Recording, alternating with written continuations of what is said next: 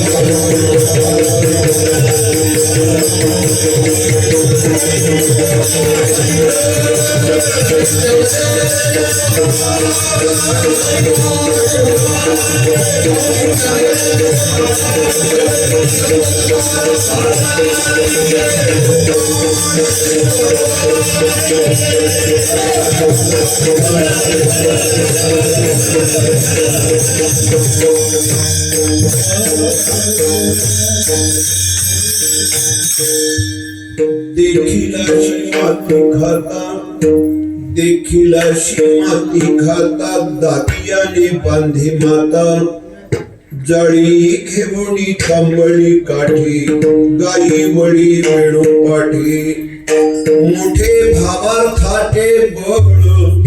मोठे भावार्थाचे बळ देवधारा त्यांचे बाळ जाळी घेवणी कांबळी काठी गाई वळी वेणू पाठी तुका म्हणे भक्तासाठी देव धावे पाठोपाठी जाळी घेवणी कांबळी काठी गाई वळी वेणू पाठी विठ्ठल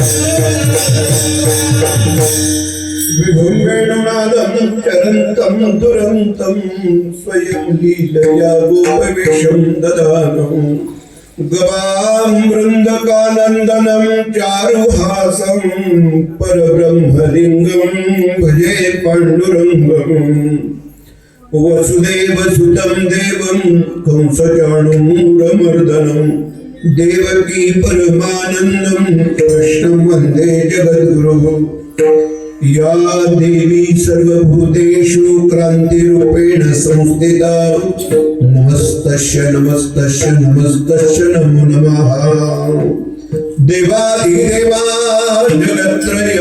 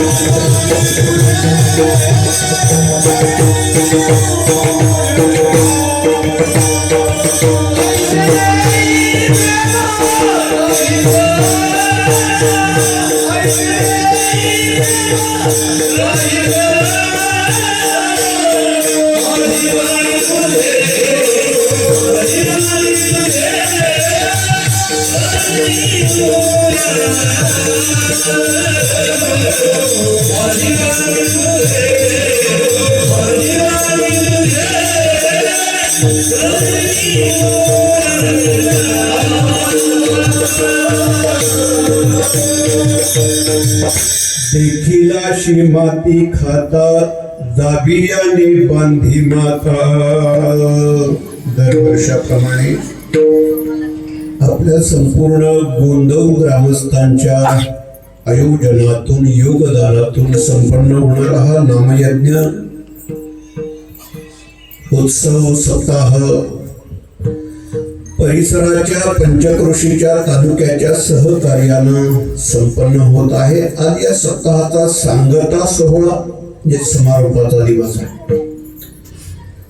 हा समारोप काल्याच्या कीर्तनानं आपण करतोय. काल्याच्या कीर्तन प्रसंगी भगवत सेवेसाठी निवडलेला अभंग विश्ववंद्य जगद्गुरु संत तुकाराम महाराजांचा 4 चरणाचा काल्याच्या प्रकरणातील आपल्या पाठामध्ये चिंतनामध्ये असेल नसेल, पण गोकुळामध्ये कृष्ण भगवान परमात्म्यानं केलेली जी एक लीला आहे, ही लीला वर्णन करणारा हा अभंग आहे. विठ्ठल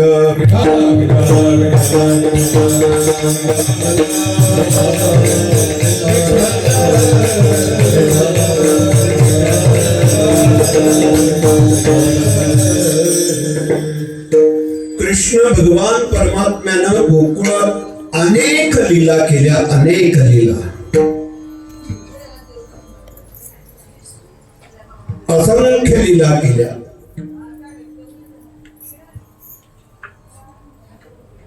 यापैकी फक्त एक लीला, कृष्ण भगवान परमात्म्यानं केलेली जी एक लीला या अभंगामध्ये वर्णन केलेली आहे.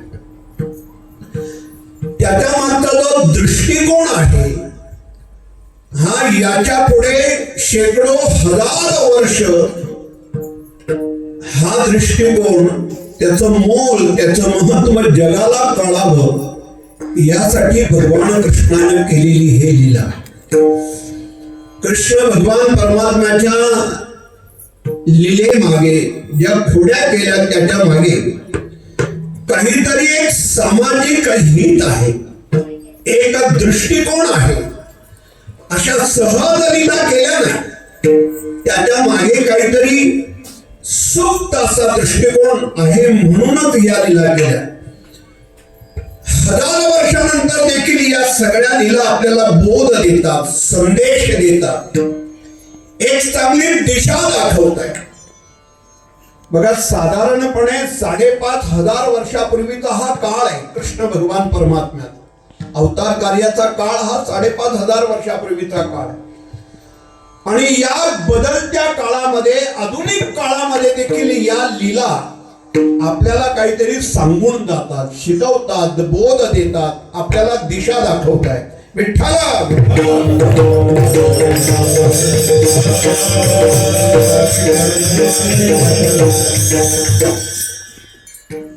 म्हणजे एवढं अंतर आहे.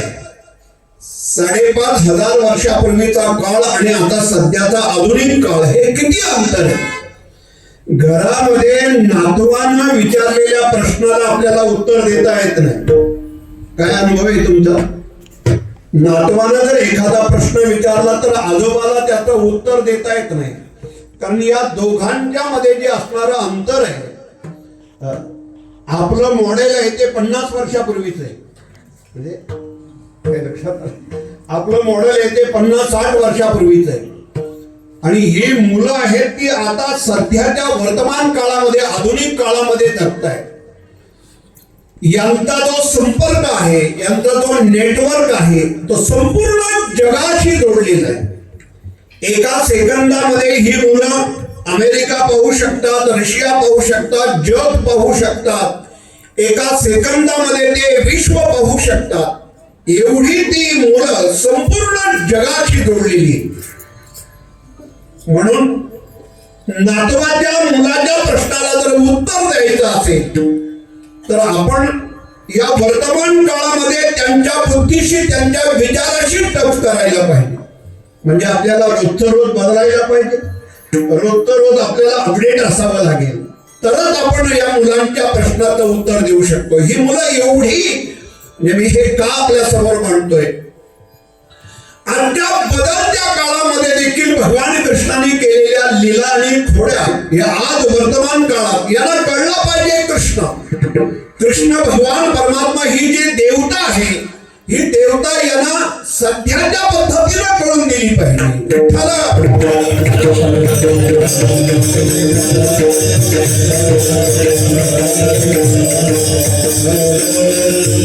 बघा, महाभारतातलं जे सुप्त तत्वज्ञान आहे, जे तंत्रज्ञान आहे, ते आजही आपल्याला विचारात पडतं.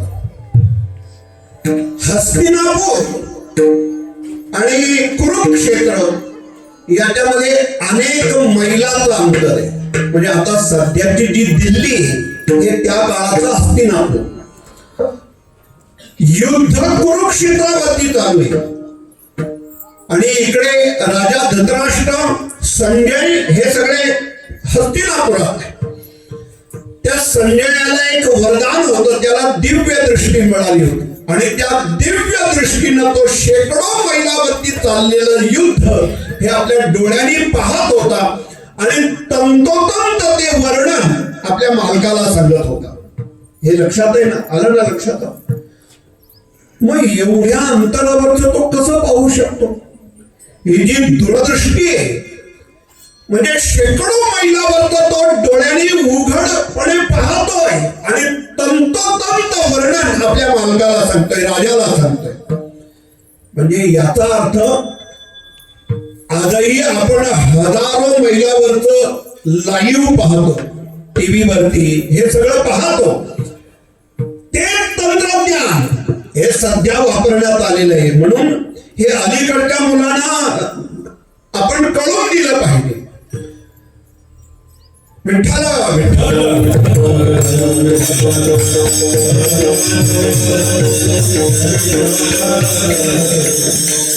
बघा, तंत्रज्ञान एवढं पुढे गेलंय. एक गोष्ट तुम्हाला माहिती असेल नसेल मला नाही सांगता येणार, पण आपण जेवढं बोलतो हे मोबाईल ऐकतो. हे माहिती आहे तुम्हाला? आपण जेवढं बोलतो ना, हे सगळं मोबाईल ऐकतो. म्हणजे ते लहानसं यंत्र आपण हौशेने आपल्या जवळ बाळगतो, पण आपले किती शिल्लक आहेत, आपले किती डिपॉझिट आहेत, आपल्याकडे पैसे किती आहेत हे त्याला माहिती आहेत, बाकी कुणाला माहिती नसेल. काही लक्षात आलं? तुमची प्रॉपर्टी किती आहे, तुमची इस्टेट किती आहे, तुमची जमीन किती आहे, तुमच्या जवळ किती पैसे आहेत हे फक्त आणि फक्त कुणाला माहिती आहे? आपण भ्रमात आहोत. आपण म्हणतो त्याला काय कळतंय, त्याला कळतंय नाही, तो आपल्याला शिकवतोय. तुम्हाला मी एक मुद्दा सांगत होतो. आपण बोललेलं हे सगळं मोबाईल आहे. म्हणजे 50 वर्षाच्या नंतर पुढे काय घडणार आहे, 60-70 वर्षाच्या नंतर पुढे काय घडणार आहे हे सध्या सांगितलं जातं. तंत्रज्ञान एवढं पुढे गेलंय. विठ्ठल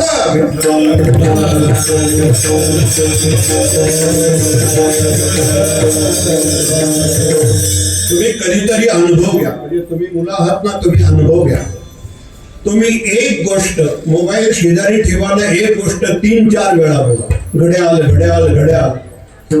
दुसऱ्या मिनिटाला त्या मोबाईल मध्ये तुम्हाला युट्यूबला गेल्यानंतर घड्याळाच्या जाहिराती दिसतील. काही लक्षात आलं का? याचा अर्थ आपण बोललेलं सगळं तो ऐकतोय. जसं आपल्याला कान आहेत ना, तसं त्याला पण कान आहे, तोही ऐकतोय. तुम्ही कोणताही विषय बोला, कोणताही विषय बोलत राहा. शेजारी जर मोबाईल असेल तर तो सगळं ऐकून घेतो आणि लगेच तुम्हाला त्याच्या जाहिराती दुसऱ्या सेकंदाला तुमच्या समोर चालू करा, लगेच त्याच प्रकारच्या जाहिराती दिसतात. याचा अर्थ आपण बोललेलं तो सगळं त्यांनी ऐकलेलं आहे. विठ्ठल विठ्ठल.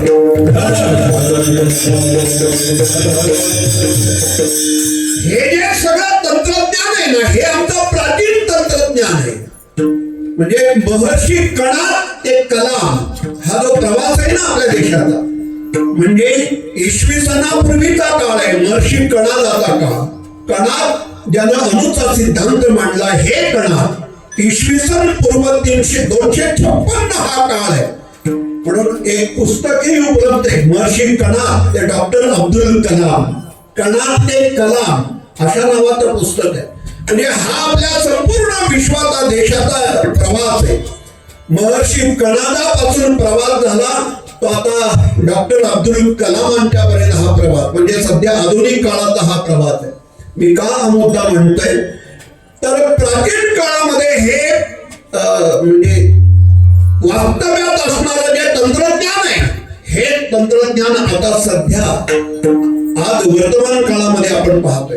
पण भगवान कृष्णाने गोकुळामध्ये ज्या लीला केल्या असतील, ज्या खोड्या केल्या असतील, ज्या चोऱ्या केल्या असतील, त्या आजही आपल्या जीवनाशी संबंधित आहे. म्हणून ऐकायच्या आणि सोडायच्या, भगवान कृष्ण चरित्र हे ऐकायचं आणि सोडायचं असं नाही, यासाठी नाही, आपल्या वास्तवात म्हणजे चालू वर्तमान काळात आपल्या जीवनात आजही त्याची गरज आहे. बघा, कृष्ण भगवान ही क्रांतीची देवता आहे. काही लक्षात आलं? कृष्ण भगवान ही क्रांतीची देवता आहे. म्हणजे अन्यायाच्या विरुद्ध बंड करणं त्याला क्रांती म्हणतात, आणि अन्याय सहन करणं त्याला षंढ म्हणतात. काय लक्षात आलं?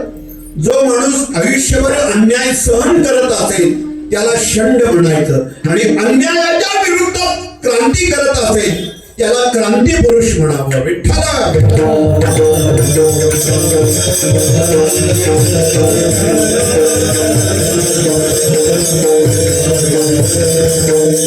कृष्ण भगवान ही क्रांतीची देवता आहे. जे मान्य नाही ते नाही. 99% गोकुळ गावातल्या सगळ्या ग्रामस्थांचं म्हणणं आहे वर्षातून एकदा इंद्राची पूजा करायची, आणि एकट्या कृष्णाचं म्हणणं आहे इंद्राची पूजा करायची नाही, डोंगराची पूजा करायची. म्हणजे गोवर्धनाची पूजा करायची, निसर्गाला पूजायचं, सृष्टीची पूजा करायची. अख्खं गाव काय म्हणतं सांगा ना? गोकुळ गावातल्या सगळ्या ग्रामस्थांचं म्हणणं आहे इंद्र पूजा व्हायला पाहिजे, त्याला इंद्र याग असा शब्द आहे. आणि प्रतिवर्षी इंद्र याग करायचा, चालायचा हा परंपरा आहे. कृष्ण भगवान परमात्म्यानं त्याला बाधा आणली आणि यासाठी उठाव केला, आंदोलन केलं. सगळ्या गावातल्या तरुणांना, ग्रामस्थांना हा विचार पटवून दिला. त्याला प्रवाहाच्या विरोधात आपलं मत मांडणं म्हणतात. प्रवाहाच्या विरोधात एखादा उठाव करणं, बंड करणं, क्रांती करणं म्हणतात. आज माझा तो स्वतंत्र विषय नाही, पण संत श्रेष्ठ ज्ञानेश्वर महाराजांचं जीवन जर आपण पाहिलं ना, तर 12व्या शतकाच्या शेवटी या महाराष्ट्रामध्ये निर्माण झालेली जी परिस्थिती आहे ना, या परिस्थितीच्या बरोबर विरोधामध्ये संत ज्ञानेश्वर महाराजांनी सज्जनांचं संघटन केलं. म्हणून त्या पसायदानामध्ये जो मांदियाळी शब्द आहे, मांदियाळी हा शब्द संघटन सूचक आहे. देशावरती एखाद्या शेतकऱ्याला जर आपण विचारलं चालू वर्ष पीक कसं झालं, तो म्हणतो मायंदाळ झालं. मायंदाळ म्हणजे भरपूर, मायंदाळ म्हणजे खूप, मायंदाळ म्हणजे पुष्कळ, अशा अर्थाला तो मायंदाळ शब्द आहे. आणि हा मायंदाळ शब्द आहे ना, त्याच्यातूनच हा मांदियाळी.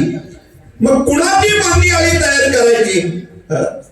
सगळी प्रमाण जयाने घातली मुक्तीची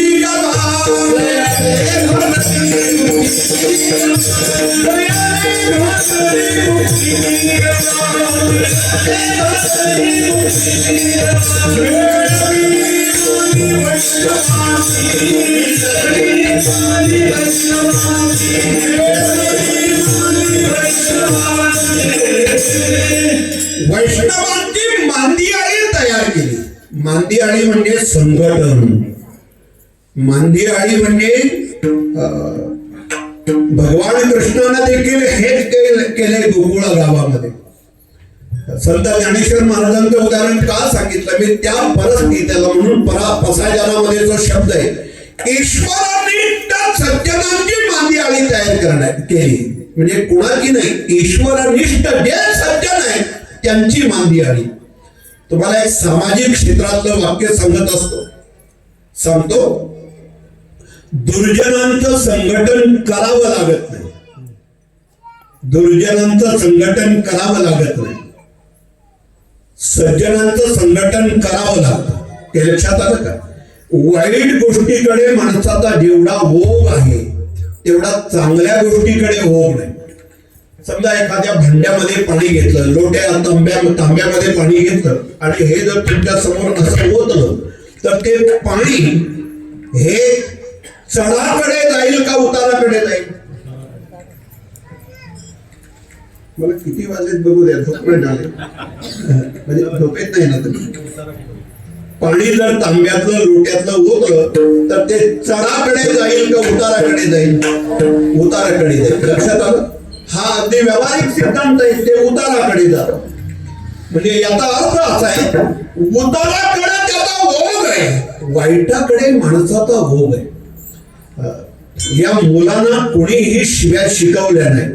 लायब्ररीमध्ये, ग्रंथालयामध्ये, घरी कुणाच्याही शिव्यांचं पुस्तक नाही. आजपर्यंत सगळ्या प्रकारची पुस्तकं आपल्याला बाजारामध्ये उपलब्ध आहे. शेलक्या 50 शिव्यांचं एखादं पुस्तक असं कुठं आहे का? कितीही किंमत दिली तरी शिव्यांचं पुस्तक नाही. घरामध्ये ज्ञानेश्वरी असेल, गाथा असेल, दालबोध असेल, भागवत असेल, हे सगळे ग्रंथ संपदा असेल. म्हणजे कपाटाच्या कपाट आपल्या घरामध्ये ही पुस्तकांनी भरलेली आपण पाहतो. पण त्याच्यामध्ये एखादं 5-25 शेलक्या शिव्यांचं पुस्तक म्हटलं, उखाण्याचं पुस्तक आहे. बरोबर की ना? उखाण्याचं पुस्तक म्हणजे लग्न जर जमलं ना तर मग मुली काय करतात? उखाण्याचं पुस्तक आणतात आणि मग ते पाठ करावं लागतं त्याला. बरोबर आहे ना? का? उखाण्याचं पुस्तक आहे. सगळ्या प्रकारची पुस्तक आहे. म्हणजे पूजा चालवायची आहे ना, तंतोतंत त्या पूजेचं पुस्तक समोर घ्यायचं, पूजा चालवायची. लग्न लावायचं असेल, ही सगळी मंगलाष्टके जर बोलायची असतील, समोर पुस्तक घ्यायचं आणि मंगल. सगळ्या प्रकारचं पुस्तक आहे. शिव्यांचं पुस्तक कुठे? शिव्यांचं आजही कुठे उपलब्ध नाही. मग आपल्या मुलांच्या ह्या तोंडपाठ कशा? साधारणपणे तुझ्या किती शिव्या पाठ असतील? शिव्या किती पाठ असतील साधारण अंदाज? एकाच नाही. हे ब्राह्मणाचं आहे ना, त्याच्यामुळे त्याचे पाठ नसते. तात्या बरोबर आहे. गुरुकुल मध्ये त्याला आम्ही तात्या म्हणतो. काय गुरुजी का तात्या रे? काय म्हणतात?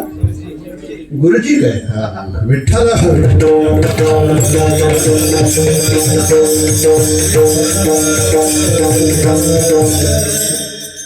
त्याला सगळे गुरुजी हाक मारतात. तुझ्या शिव्या नाही ना पाठ? संध्याकाळी भेट मला. संध्याकाळी भेट मला. काही 2-4 पाठ पाहिजेत रे. म्हणजे वेळ टायमाला हाताला पाहिजेत का? वेळ टायमाला हाताला 2-4 पाहिजेत आपल्याजवळ. तेव्हा मी गमतीचा विषय सांगितला आपल्याला. बघा, म्हणजे ते कुठेही उपलब्ध नाही.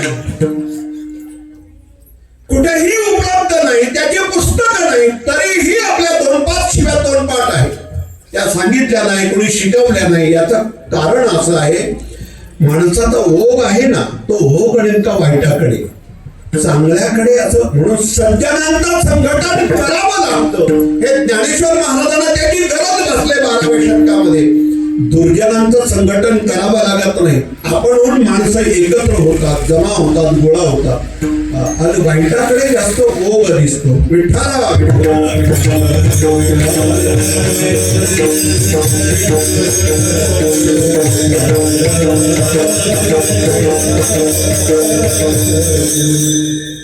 कृष्ण भगवान परमात्मा ही एक क्रांतीची देवता.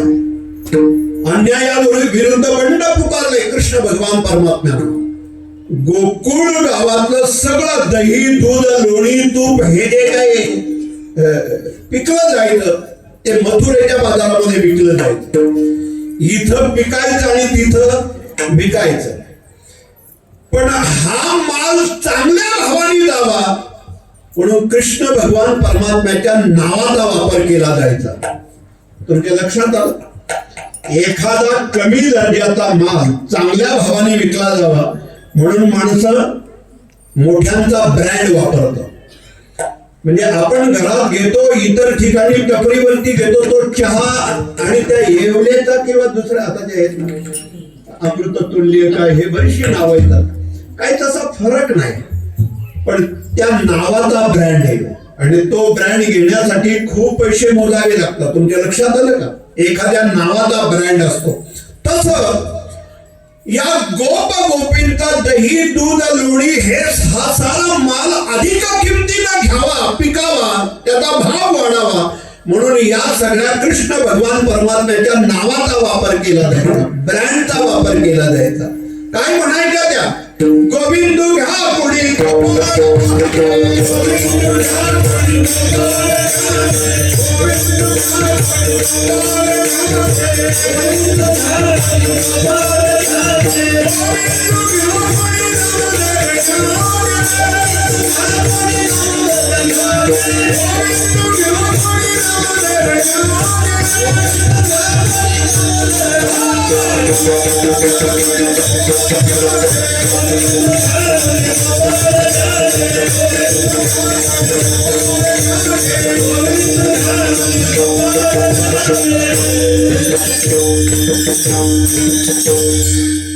डोक्यावरती दही आहे, लोणी आहे, दूध आहे आणि म्हणतात गोविंदू घ्या, दामोदर घ्या, गोपाळ घ्या.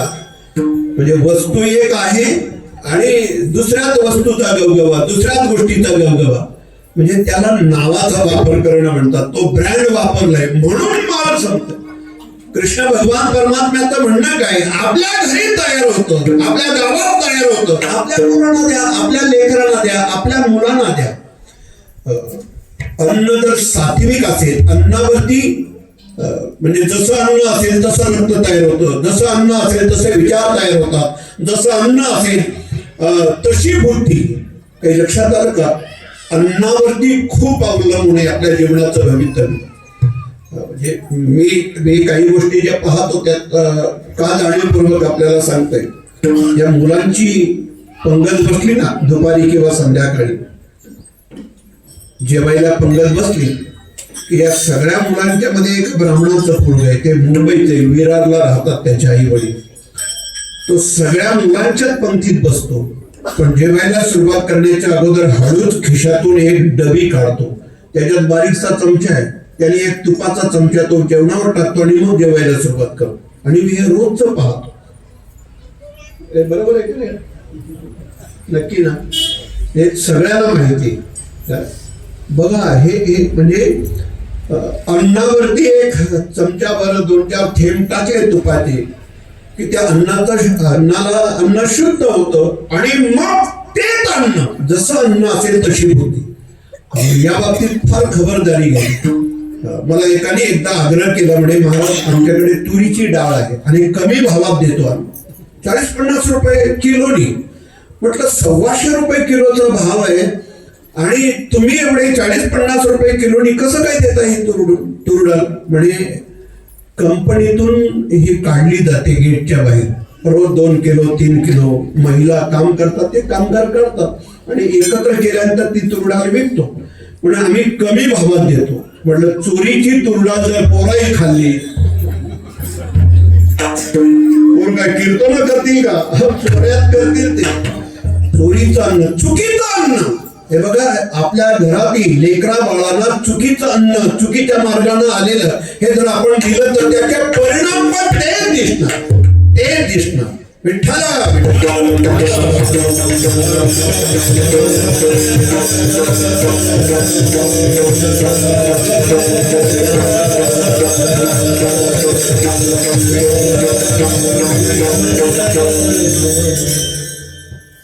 एका मुलाला वर्गामध्ये दुसऱ्याच्या दप्तरातलं पेन चोरताना त्याला पकडलं.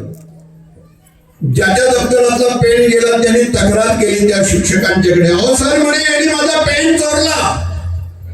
त्याला सगळ्यांच्या समोर उभं केलं. म्हणे काय पेन चोरलास, बोलू का तुझ्या वडिलांना? म्हणे सर मला माफ करा, मी आता याच्या पुढे असं कधी करणार नाही. ठीक आहे, काही हरकत नाही. त्याला क्षमा केली, मान्य केलं. 15-20 दिवस गेले आणि त्यांनी दुसऱ्याच्या दप्तरातलं एक दिवस पुस्तक चोरलं. त्यांनी तक्रार सरांकडे नेली आणि सांगितलं सर यांनी माझं पुस्तक चोरलं. त्याला परत वर्गामध्ये उभं केलं आणि काय ना तू दुसऱ्याच्या दप्तरातलं पुस्तक चोरलं, तू चोऱ्या करायला येतो का? हे शिक्षण आहे का? तुझ्या आई वडिलांनी हे संस्कार केले का तुझ्यावरती? त्यांनी हात जोडले आणि सांगितलं सर मला माफ करा, माझ्याकडून चुकीनं झालंय, मला क्षमा करा. दुसऱ्या वेळा त्याला क्षमा केली. म्हणजे काही हरकत नाही, क्षमा केली. 1.5 महिना गेल्यानंतर त्याने दुसऱ्याच्या दप्तरातले 10 रुपये चोरले. 10 रुपये चोरले. ज्याच्या दप्तरातले 10 रुपये चोरले त्यांनी सरांकडे तक्रार केली. त्याला उभं केलं सगळ्या वर्गाच्या मध्ये. 150-200 मुलं आहेत आणि एका मुलाला उभं केलं. म्हणे काय 2 महिन्यापूर्वी तू पेन्सिल चोरली, पेन चोरला, पुस्तक चोरला, आज पैसे चोरले. लगेच त्याच्या वडिलांना फोन केला आणि त्या वडिलांना बोलून घेतलं. वडील शाळेच्या वर्गाच्या दारामध्ये उभे राहिले आणि सरांनी बोलायला सुरुवात केली. त्या मुलाला समोर उभं केलं. हे शिकवता का तुम्ही घरी तुमच्या मुलाला? 2 महिन्यापूर्वी पेन चोरला, 15 दिवसापूर्वी त्यांनी वही चोरली, पुस्तक चोरलं, आज प्रत्यक्ष त्यांनी पैसे चोरले. हे संस्कार आहेत का? हे वळण लावलंय का? आणि मग हे ऐकल्यानंतर एवढ्या 100-150 मुलांच्या मध्ये माझ्या पोरानं माझी इज्जत घालवली असं समजून ते वडील एवढे रागावले आणि 4 पावलं पुढे येऊन त्याला असं मारलं. त्याने रागाच्या भरात बोलायला सुरुवात केली. म्हणजे मूर्खा, तुला पेन पाहिजे होता मला सांगायचा, वही पाहिजे होती मला सांगायची, तुला पुस्तक पाहिजे होते मला सांगायचं, मी तुला ऑफिस मधून आणून दिलं असतं. लक्षात येतंय ना? म्हणजे काय म्हणायचं त्याला, हे वडील जे करते हे प्रमाण द्यायचं का? म्हणजे वडिलांनी दुकानातून विकत आणून दिलं असं नाही म्हटलं मी कुठून, म्हणजे त्यांनी तसंच आणलं. म्हणजे कसं आहे का, संस्कार कसे आहेत माहिती का?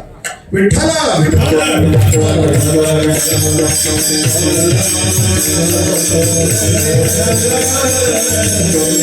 कृष्ण भगवान परमात्म्याचं धोरण पहा तुम्ही. आजही विचारात घेण्यासारखं हे धोरण आहे. काय म्हणणं आहे, आपल्या घरात तयार झालेले दूध दुग्ध हे जोडी तूप आहे, आपल्या पोरांना द्या, आपल्या मुलांना द्या. विकण्याच्या बाबतीत माझं जराही काही म्हणणं नाही. तुम्ही द्या, विका, पण पहिल्यांदा ते आपल्या लेकरांना द्या आणि मग मथुरेच्या बाजारामध्ये विका. आपल्या लेकरांना जराही द्यायचं नाही आणि मग मथुरेच्या बाजारामध्ये विकायचं, हे कृष्ण भगवान परमात्म्याला मान्य नाही. आणि या गोष्टीच्या विरोधात सगळ्या मुलांना एकत्र करणं, बंड पुकारणं, सगळ्या विरोधात क्रांती करणं, कुठं कृष्ण भगवान परमात्म्याचं चुकलं कुठं सांगणं. म्हणजे प्रत्येक गोष्टीच्या मागचा जो दृष्टिकोन आहे तो दृष्टिकोन आपण पाहिला पाहिजे. विठ्ठला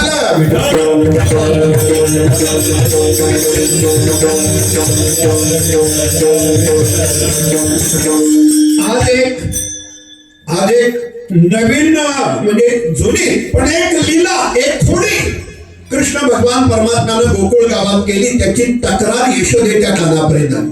तक्रार अशी आहे, कृष्ण भगवान परमात्म्यानं खेळता खेळता माती खाल्ली, खेळता खेळता माती खाल्ली आणि मग सगळ्या पोराने असा गोंगाट केला बाजार, कृष्णाने माती खाल्ली, कृष्णाने माती खाल्ली, कृष्णानं माती खाल्ली. आणि कानोकान ही बातमी नेमकी यशोदेच्या कानापर्यंत आली.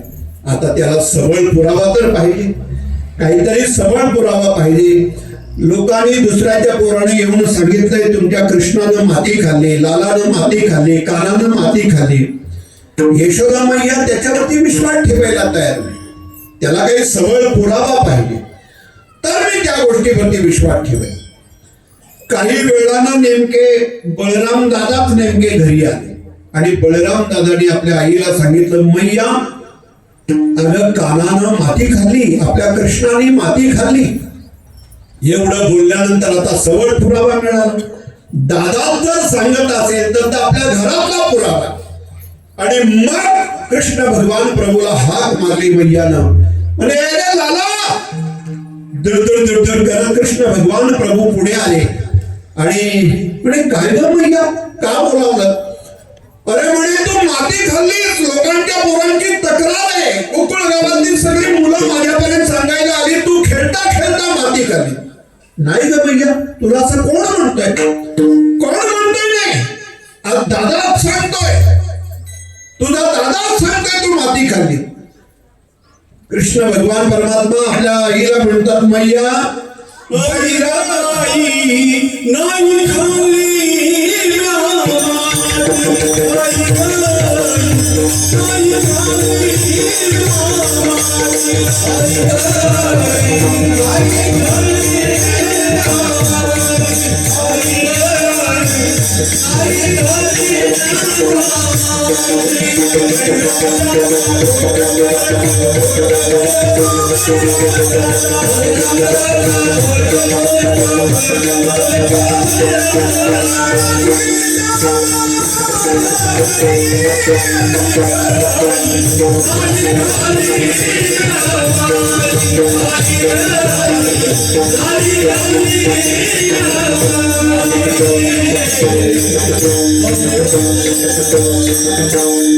नाही ग आई, खरंच नाही मी माती खाल्ली. हा दादा खोटं बोलतोय. बळीराम दादा खोटं बोलतो बळीराम दादा. कुमांड घेतो. कुमांड म्हणजे आळ. हा आळ घेतोय माझ्यावरती. कुमांड घेतो मजबरी. माझ्यावरती तो आळ घेतोय. मी खरंच माती खाल्ली नाही. आता दादा सांगतोय, सगळी गावातली मुलं सांगतायत आणि हा म्हणतो मी माती खाल्ली नाही. यशोदा मैयाला शंका आली आणि हाताला धरलं. हाताला धरून डाव्या हातानं त्याच्या दोन्ही बाजूचे असे गाल दाबले. जसे दोन्ही बाजूनं तोंड दाबलं आणि कृष्ण भगवान परमात्म्याने तोंड उघडलं आणि तोंड उघडल्यानंतर यशोदा मैयाच्या लक्षात आलं यांनी खरंच माती खाल्ली. खराब माती खाल्ली. तिच्या दृष्टीनं हा प्रसंग तिनं पाहिला. हा जो वर्तमान काळ आहे, जी सद्यस्थिती आहे, संत तुकाराम महाराजांनी बरोबर वर्णन केली. पाहिलंय, देखलंय अभंगाच्या पहिल्या चरणात.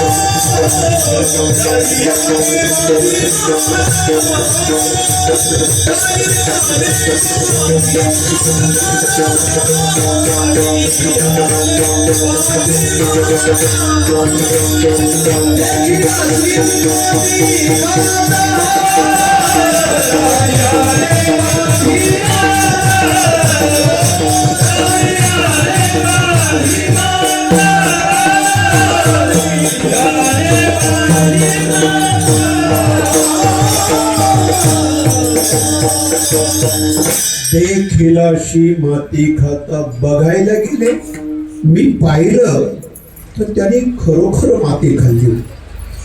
कृष्ण भगवान परमात्म्यानं ही माती का खाल्ली, ही जी लीला आहे, कृष्ण भगवान परमात्म्यानं ही जी केलेली लीला आहे त्याची कारण मीमांसा म्हणजे कीर्तन. का बरं माती खाल्ली, मग त्याची कारण आपल्याला शोधायची. भगवान कृष्णानं माती खाल्ली त्याचं पहिलं महत्वाचं कारण असं आहे की या मातीचं मोल जगाला कळून द्यायचंय, या मातीचं महत्व संपूर्ण देशाला कळून द्यायचंय. माती हा घटक किती महत्वाचा आहे जीवनामध्ये. म्हणून मातीशी जर आपण चुकीचं वागलो तर ती माती अनेकांची माती करते. तुम्हाला माहिती, माती हा घटक असा आहे की आजपर्यंत त्या मातीनं सगळ्याची माती केली, बरोबर ना. वस्तूचा संबंध जर मातीशी आला, आता लोखंड म्हणा किती टणक आहे, स्टील लोखंड किती टणक आहे, पण त्याचा संबंध जर मातीशी आला तर काही दिवसानं त्या लोखंडाची पण माती माती करते. माती हा घटक एवढा महत्वाचा आहे, या जगाला कळून द्यायचंय. तुम्हाला माहिती असेल आपल्या देशामध्ये वादाची, भांडणाची जेवढी कारण आहेत ना, या सगळ्या कारणामध्ये महत्वाचं कारण जर का असेल, वादाचं, भांडणाचं, कलहाचं महत्वाचं कारण का असेल, माती हे वादाचं महत्वाचं कारण ठरतं. बघा तुम्ही देशाचा इतिहास, तुम्ही पौराणिक पहा, आधुनिक काळ पहा, सध्या वर्तमान काळामध्ये पहा, माणसाला मातीचा मोल हे जगाला, माणसाला कळून द्यायचे. बघा महाभारताचा इतिहास आपल्या सगळ्यांना माहिती, कौरव पांडवांचं युद्ध आहे. कलहाची कारण बघा, सध्या देशामध्ये, परिसरात, जिल्ह्यात, तालुक्यात तुम्हाला हीच वादाची कारण सापडते. वादाचं पहिलं कारण काय आहे माहिती, वादाचं पहिलं कारण असं आहे, भांडणाचं पहिलं कारण आहे सत्ता. सत्ता हे वादाचं कारण ठरतं, भांडणाचं कारण ठरतं. आज सध्या गावागावामध्ये, घराघरामध्ये, तालुक्यामध्ये, गल्ली बोलण्यामध्ये जी वादाची, भांडणाची ही जी स्थिती आपण पाहतो, त्याला पहिलं कारण आहे सत्ता. सत्तेसाठी, पदासाठी, खुर्चीसाठी रक्ताची नाती देखील माणसं दूर करतात, रक्ताची नाती देखील माणसं विसरतात. त्यांना सत्ता, पद, खुर्ची एवढी महत्वाची वाटते. आणि संघर्षाशिवाय सत्ता मिळत नाही, पद मिळत नाही. लक्षात आलं. वादाचं पहिलं कारण आहे सत्ता. वादाचं दुसरं कारण आहे पैसा म्हणजे धन. वादाचं दुसरं कारण आहे, बघा तुम्ही त्याचं निरीक्षण करून, जेवढे वाद, तंटे, कलह, भांडण आहेत ना, त्याचं दुसरं कारण आहे पैसा, धन. हे वादाचं कारण ठरतं. नात्यापेक्षा, रक्ताच्या नात्यापेक्षा पैसा एवढा महत्वाचा माणसाला वाटतो, आहे, मान्य आहे. पण रक्ताची नाती जर पैशामुळे तुटत असतील तर मला वाटत नाही तो पैसा रक्ताच्या नात्यापेक्षा फार मोठा असेल. बहीण भावंडाची असतील, भावा भावाची असतील, म्हणजे एकाच पिंडातून, एकाच रक्तातून जन्माला आलेली, एकाच आईनं जन्माला घातलेली लेकरं म्हणायला फक्त दोन आहेत, दोघे भिन्न भिन्न आहेत, पण एकाच आईनं जन्माला घातलेली लेकरं एकमेकापासून दुरावली गेली. त्याला फक्त आणि फक्त कारण झालंय काय तर पैसा. अर्थ, पैसा, धन हे वादाला कारणीभूत ठरतं. वादाचं तिसरं कारण आहे स्त्री. वादाचं तिसरं कारण काय? स्त्री हे वादाचं कारण आहे.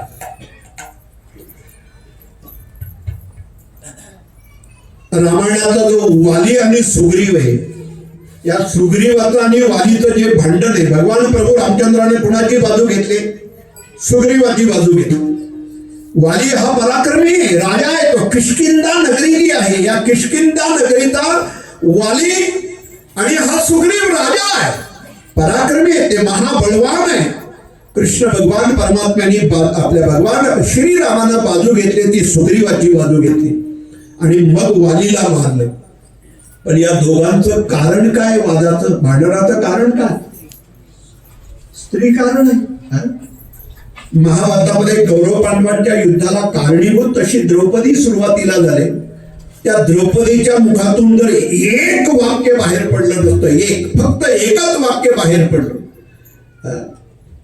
ती अशी गॅलरीमध्ये उभी आहे द्रौपदी, राजवाड्याच्या गॅलरीमध्ये, आणि समोरून दुर्योधन येतोय. आता त्या राजवाड्याची रचना आहे की ती टाईल्स म्हणा, काय ती आता लादी वगैरे ती अशी बसवलेली, तो मार्बल असा बसवलेला होता की पाय ठेवल्यानंतर वाटायचं हा पाण्याचा प्रवाह आहे, पाणी आहे. म्हणून चालताना त्याला लादीवरून जमिनीवरूनच चालतंय, त्याला असं वाटलं पाणी आहे, म्हणून पाय देण्याच्या ऐवजी तो अगोदरच मागे सरला. नंतर लक्षात आलं ही लादी आहे, जमीन आहे, पुन्हा चालायला लागलं. आणि जिथं प्रत्यक्षपणे पाणी होतं, पाण्यात तिथे पाय दिलं, त्याला वाटलं जमीन आहे, आणि मग तो ठेचाळला पडला. आणि हा प्रसंग पाहिल्यानंतर त्या गॅलरीमध्ये असणारी द्रौपदी फक्त एकच वाक्य बोलली, आंधळ्याची पोरं आंधळीच. अरे शेवटी आंधळ्याची पोरं आहेत, ही आंधळीच असतात. आणि याचा बघा, या गोष्टीचा राग त्यांनी मनामध्ये धरला. म्हणजे सुडाचं वादाचं कारण बघा, स्त्री कारणीभूत होते. म्हणजे रामायणामध्ये जसं सुग्रीवाचं वालीचं भांडण आहे, याला तिथं स्त्रीच कारणीभूत झाली. माझा विषय असा आहे, वादाला कारण ठरतं स्त्री. वादाचं आणखीन पुढचं महत्वाचं कारण आहे, कलहाचं वादाचं कारण आहे भूमी. ही माती, ही भूमी वादाचं कारण ठरतं. मला याच मुद्द्यावर यायचं होतं. वादाचं हे महत्वाचं कारण आहे. कौरव पांडवांच्या युद्धामध्ये वास्तविक भगवान कृष्णाने सामंजस्याची भूमिका घेतली, त्याला आपण अलीकडे कॉम्प्रोमाइज म्हणतो, म्हणजे समजुतीची भूमिका घेतली. त्याला आणखीन एक चांगला शब्द आहे साहित्यामध्ये, शिष्टाई म्हणतात त्याला. काय? शिष्टाई असा शब्द आहे. म्हणजे कृष्ण भगवान शिष्टाई करायला गेले आणि दुर्योधनाला फक्त सांगितलं, म्हणे बघ अरे ते 5 जण आहेत, त्या 5ांची काय फार मोठी इच्छा नाही, त्या 5 जणांना 5 गाव देऊन टाक, म्हणजे पुढचा अनर्थ टळेल, भांडण टळेल, हा वाद टळेल. 5 जणांना 5 गाव देऊन टाक. त्यावेळेला त्या दुर्योधनाची भाषा काय? तो म्हणतो 5 जणांना 5च गाव काय, पण सुईच्या अग्रावर राहील एवढी मृतिका पण देणार नाही. काय देणार नाही? एवढी माती पण देणार नाही. आणि हेच माती त्यांच्या विनाशाला कारणीभूत झाले. विठ्ठल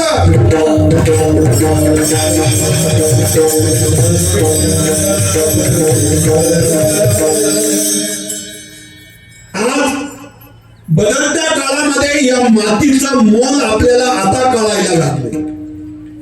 मी आता तरी म्हणतोय, पुढच्या 10 वर्षामध्ये 15 वर्षानंतर तुम्हाला या मातीचं मोल कळेल, या भूमीचं, या मातीचं मोल कळेल. अरे सरळ कवडीच्या भावामध्ये आपण देऊन टाकल्या, आणि आता ज्या वेळेला 2-2, 5-5, 10 लाख रुपये गुंठ्याचे यायला लागले, त्यावेळेला आपली डोकी आता आपल्याला समज देते, अरे आपण फार मोठा अनर्थ केला, फार मोठी चूक केली आपण. का? या मातीचं मोल येणाऱ्या पुढच्या काळामध्ये आपल्याला कळेल ही माती म्हणजे काय. हे सोनं आहे. सोनं म्हणजे सगळ्यात किमती मोल घटक जर कोणता असेल तो माती. तुम्हाला आठवत आहे, जुन्या काळामध्ये आपल्याला बघायला दिसायला ती माती वाटेल, पण या मातीमध्ये एक असा घटक आहे. जुन्या काळामध्ये आमचा एखादा शेतकरी जर कुठे बंदिस्ती करायला गेला, कुठे नांगरावरती गेला, शेताभातात गेला, आणि त्या ठिकाणी मी 50 वर्षापूर्वीच सांगतोय, आताच्या मुलांना हे नांगर काय, फळी काय, झुकणी काय, इसाड काय, हे आताच्या पूर्ण माहिती नाही. चित्र काढावं लागेल, याला इसाड म्हणतात, याला फळी म्हणतात, याला नांगर म्हणतात. म्हणजे हे पुढच्या काळामध्ये आता हे याला काही समजणार नाही. पण ही जुनी मंडळी, आपण शेतकरी वर्गातली, शेतावर गेलो आणि चुकून जर कुठे पायाला एखादा फाळ लागला, लोखंडी जर अवजारे चुकून जर पायाला लागलं, एखादी जखम झाली, पण तिथं काय मेडिकल स्टोर नाही, औषधाचं दुकान नाही, कुठल्या गोळ्या नाही, कुठला दवा नाही, कुठली ट्यूब नाही, कुठलं लोशन नाही, काही नाही. मग काय लावायचं जखमेला? काय लावायचं दादा? हा, काही नाही, चिमीटभर माती घ्यायची, त्या जखमेवर टाकायची, आणि काय नवल, काय आश्चर्य, ती जखम मातीनं बरी व्हायची. हे काय नवीन सांगतोय का? तुमच्या माहितीचं जखम बरी व्हायची. याचं कारण आहे, म्हणजे ती जखम बरी करण्याचा जो अत्यंत सूक्ष्म असा घटक त्या मातीमध्ये, या मातीमध्ये आहे. मातीचा मोल आहे. कृष्ण भगवान परमात्म्याने माती का खाल्ली? त्याला विष पचवायचं आहे पुढे, आणि विषाला प्रतिकार शक्ती आपल्यामध्ये पाहिजे, म्हणून माती खाल्ली. विठ्ठल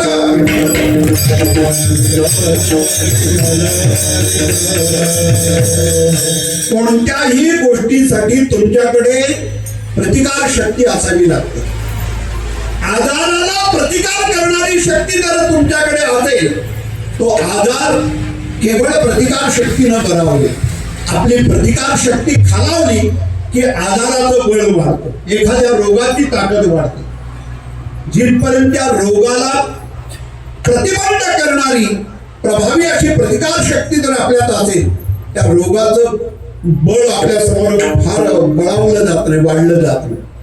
म्हणजे आपल्याला आठवत असेल, या 5-6 वर्षापूर्वी तो आलेला आजार कोरोनाचा, त्याच्यामध्ये माणसं आजाराने जास्त मेली का घाबरून जास्त मेली? घाबरून जास्त मेली.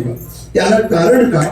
मनामध्ये अक्षी भीती निर्माण झाली. त्या आजाराला प्रतिकार करणारी जी शक्ती आपल्यामध्ये तीच निघून गेली होती. आणि त्याच्यानंतर आपल्याला लस दिली, बरोबर? आपण सगळ्यांनी लस घेतली.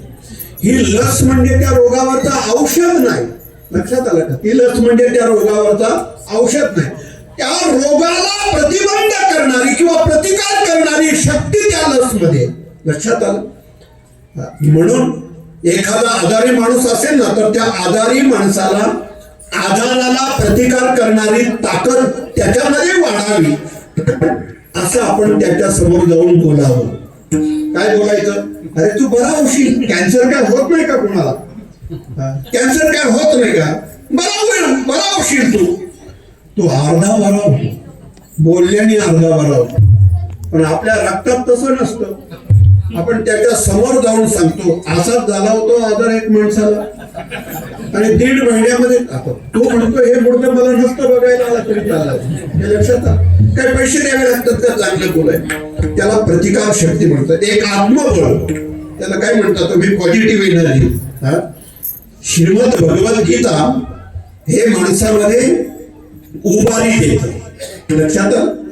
म्हणजे अर्जुनाचं काय झालंय, त्याच्या समोर हजारो लाखो सैनिक त्याच्या समोर उभे आहेत. 42.5 लाख सैन्य उभं होतं. किती? 42.5 लाख. साधी गोष्ट आहे का? 150 किलोमीटरचं मैदान आहे, आणि या मैदानावरती युद्धासाठी तयार असणारा अर्जुन अचानकपणे भगवान कृष्णाने त्याचा रथ नेमका आणून ठेवला, मधोमध उभा केला, आणि त्याला सांगितलं या कौरवांशी तुला युद्ध खेळायचंय, तो फक्त बघून घे. आणि पाहता पाहता तो हतबल झाला, घाबरला, भ्यायला, शोक करू लागला. त्याने रथातून खाली उडी मारली, डोक्याला हात लावले, अंगाला कंप सुटला, घाम सुटला. कृष्ण भगवान परमात्मा त्याला विचारतात, का रे काय झालं? काही वेळापूर्वी, काही मिनिटापूर्वी, काही तासापूर्वी तू युद्धाला तयार आहे, आणि अचानकपणे काय झालं? त्यानं उत्तर दिलं, हे युद्ध मला करायचं नाही, हे युद्ध मला खेळायचं नाही मला युद्ध करायचं. भगवान कृष्ण म्हणतात, काही वेळापूर्वी तू युद्धाला आलास आणि आयत्या वेळेस असे हातपाय करतोस, आयत्या वेळेस तू शोक करतोस, मला युद्ध करायचं नाही. म्हणून त्याला युद्ध करण्यासाठी पुन्हा प्रवृत्त करणं यासाठी वापरलेलं तंत्रज्ञान म्हणजे श्रीमद भगवद्गीता आहे. म्हणजे त्याचं जे त्याच्यामध्ये ते बळ वाढवायचंय, प्रतिकार शक्ती, त्या युद्धाला सामोरं जाण्यासाठी, त्याला उभारी देण्यासाठी, ते आत्मबळ वाढवण्यासाठी तिथं वापरलेलं जे ज्ञान आहे ते ज्ञान म्हणजे भगवद्गीता. लक्षात आलं? ते युद्ध 18 दिवसाचं होतं. राम रावणाचं, आपल्या कौरव पांडवांचं युद्ध 18 दिवसाचं होतं. राम रावणाचं युद्ध 72 दिवसाचं होतं. आणि आपल्या वाट्याला आलेलं युद्ध रात्र दिवस युद्धाचा प्रसंग, आपल्या वाट्याला रोजच युद्ध आहे. आणि या संघर्षामध्ये, या युद्धामध्ये जर तुम्हाला सामोरं जायचं असेल तर तुमच्याकडे प्रतिकार शक्ती पाहिजे. माती हा घटक येणाऱ्या पुढच्या काळामध्ये मला विष पचवायचंय, आणि हे जर विष पचवायचं असेल तर माती हा घटक माझ्यामध्ये पाहिजे. कारण ती पुतना मावशी मारायला येताना विष स्तनामध्ये घेऊन येणार आहे, आणि ते विष प्यायल्यानंतर कृष्ण भगवान प्रभूला मृत्यू येईल. माती खाल्लीच पाहिजे तरच त्याला प्रतिकार करता येईल. लक्षात आहे, हा प्रतिकार करणारा घटक. माती हा घटक या देशामध्ये येणाऱ्या पुढच्या काळामध्ये, तुम्हाला माहिती आहे, या देशाचं रक्षण करण्यासाठी सगळ्यात जास्त सध्या खर्च होतो. म्हणजे देशाच्या सरहद्दीवरती, प्रामुख्यानं उत्तरेचा भाग, या उत्तरेच्या प्रांतामध्ये देशाच्या सरहद्दीवरती जो जवान या देशाचं रक्षण करतो, या देशाच्या रक्षणासाठी सध्या देशामध्ये सगळ्यात जास्त खर्च होतो. देशाचं रक्षण म्हणजे मातीचं रक्षण. या मातीचं रक्षण करण्यासाठी, कारण ही माती टिकली पाहिजे, वाचली पाहिजे, आणि या देशाचं, या भूमीचं रक्षण करण्यासाठी सगळ्यात जास्त मोल विकावं लागतं, मोल द्यावं लागतं आमच्या शासनाला. का? फक्त आणि फक्त आहे या भूमीचं हे मोल आहे. तुम्हाला माती काही सामान्य घटक वाटला का? या शरीरामध्ये माती हा घटक आहे. जे 5 तत्व आहेत ना, माती हे तत्व आहे. म्हणजे पृथ्वी, आप, तेज, वायू आणि आकाश, या 5 तत्वांच्या पैकी एक मुख्य तत्व जर कोणतं असेल तर ते तत्व इथे, ते तत्व या शरीरामध्ये, त्याला पृथ्वी तत्व म्हणतो. म्हणून कोणतंही कार्य करायचं असेल, पूजा अर्चा करायची असेल, पहिल्यांदा वंदन मातीला करावं लागतं. भगवान कृष्णानं काय केलं? तळवे तळ हात टेकित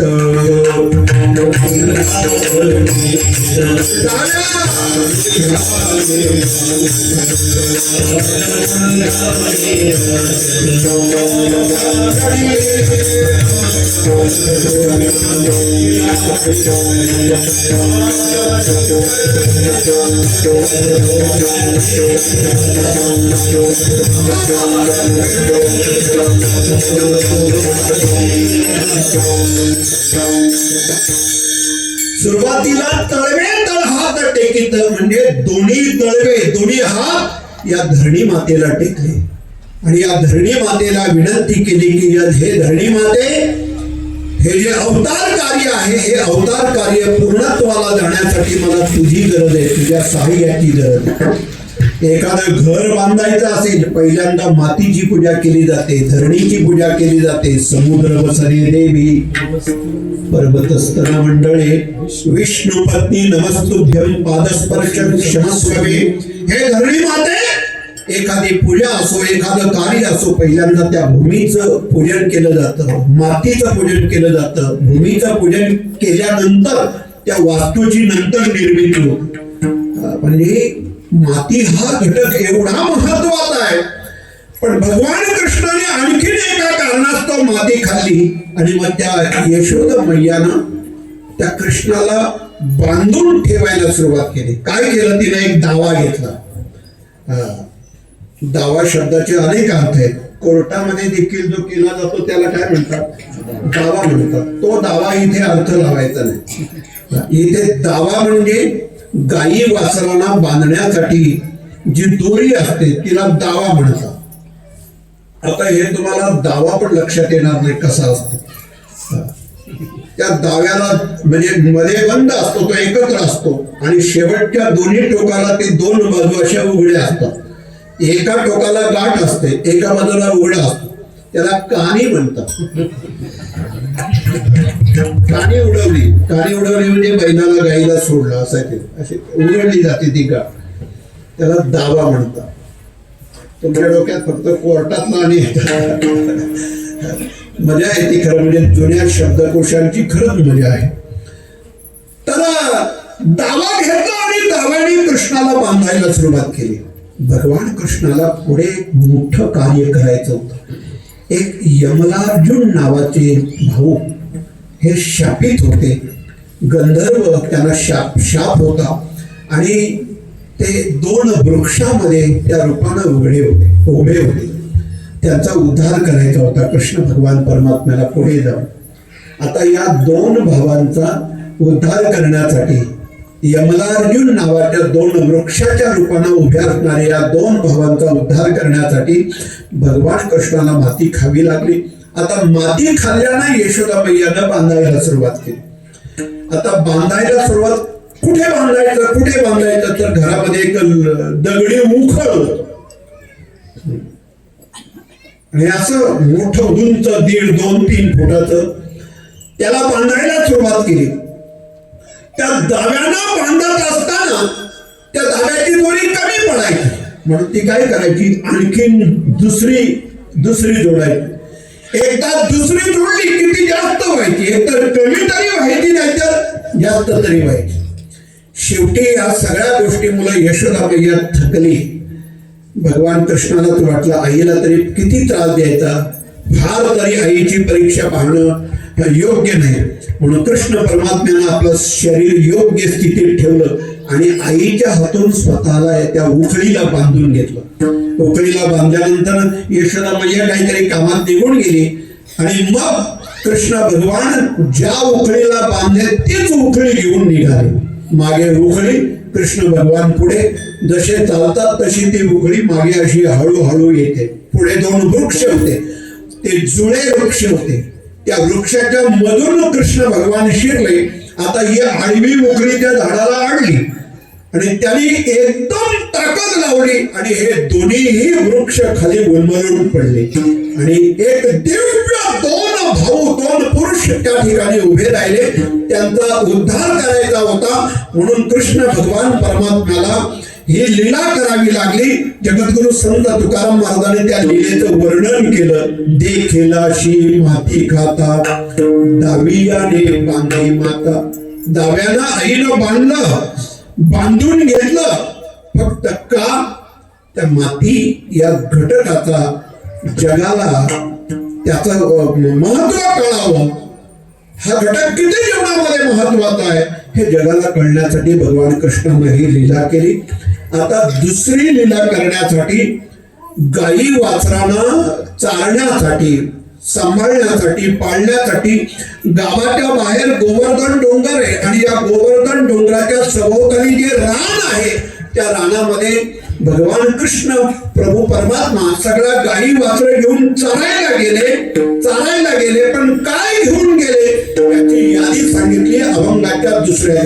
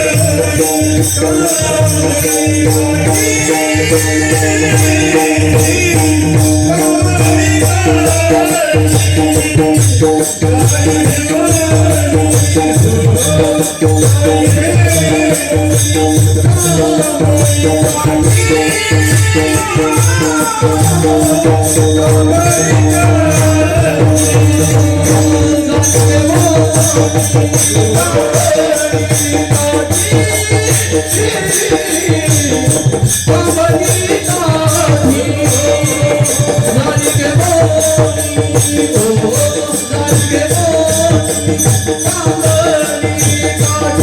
on,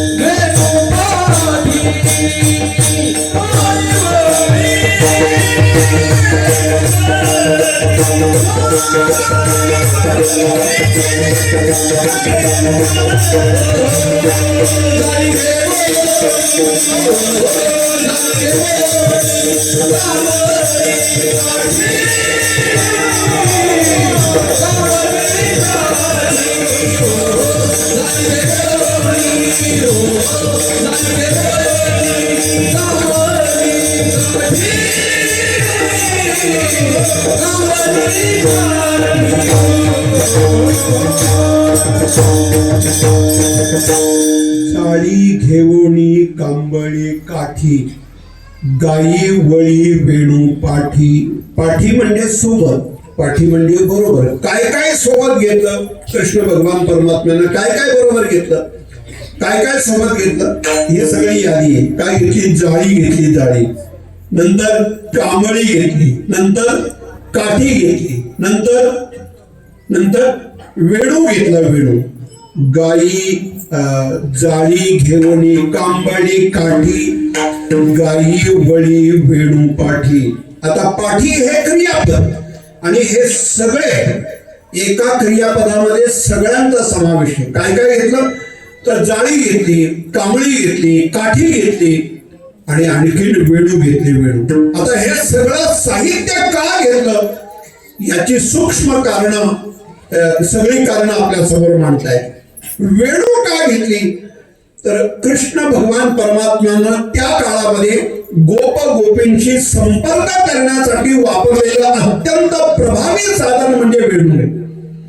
वेणू वाजवण्याचं कारण काय तर वेणूच्या नादाचा परिणाम तो जर नादब्रह्म आहे, तो नादब्रह्म या सृष्टीच्या वातावरणाच्या माध्यमातून तो नादब्रह्म गोप गोपींच्या कानापर्यंत जायचा.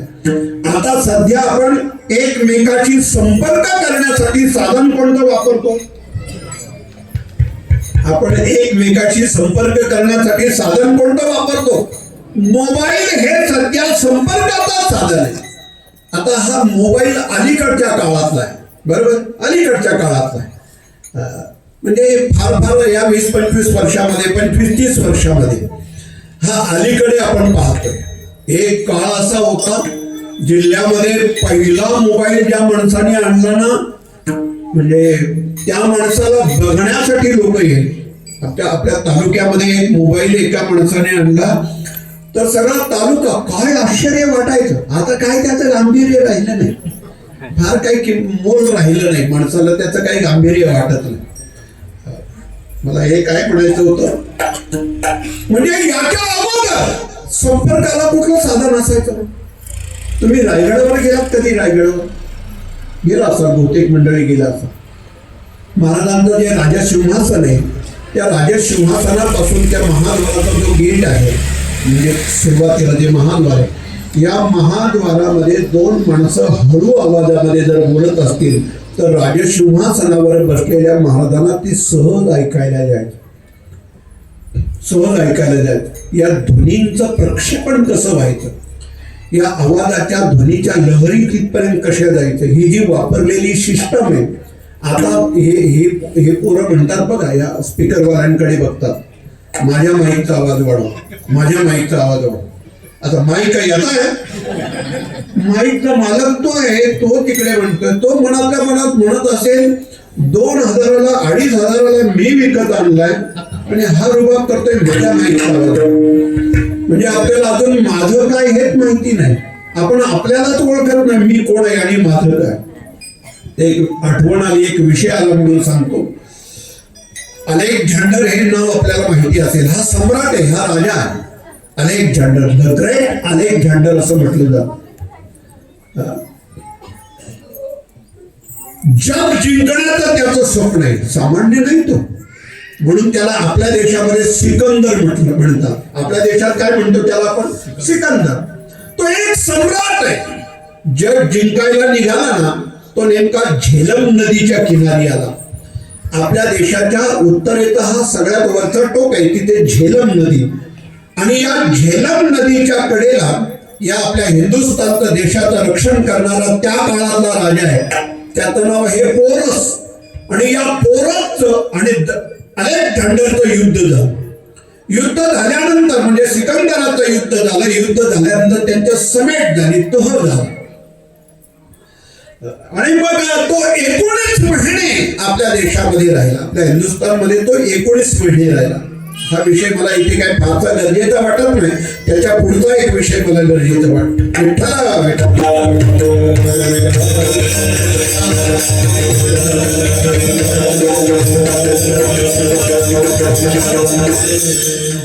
दीडशे वर्ष जगण्याचं त्याचं स्वप्न होतं. तो फक्त 32 वर्ष जगला.